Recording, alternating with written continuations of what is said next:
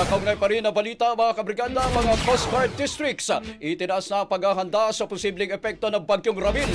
Brigada Kath Austria, i-brigada mo! Brigada Live Report! Nagpatupad na ng malawakang paghahanda ang Philippine Coast Guard sa iba't ibang rehiyon ng bansa bilang tugon sa banta ng Bagyong Ramil.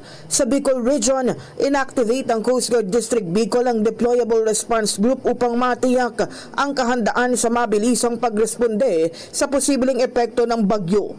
Naka-alerto na rin ang mga tauhan kasama ang mga land at water assets, rescue equipment at communication devices para sa agarang operasyon. Sa Northern Luzon, itinaas din ng Coast Guard District North, Western Luzon at Coast Guard Station Batangas ang antas ng alerto ng kani-kanilang nasasakupan.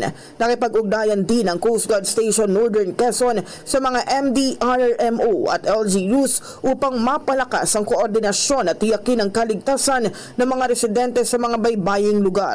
Binigang diin ng PCG na layunin ng mga hakbang na ito na masiguro ang kaligtasan ng mamamayan at mapabilis ang pagtugon sa oras ng sakuna.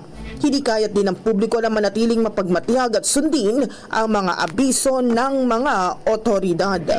In the heart of changing lives, ako, si Brigada Kath Austria ng 105.1 Brigada News sa FM Manila, The Music and News Authority.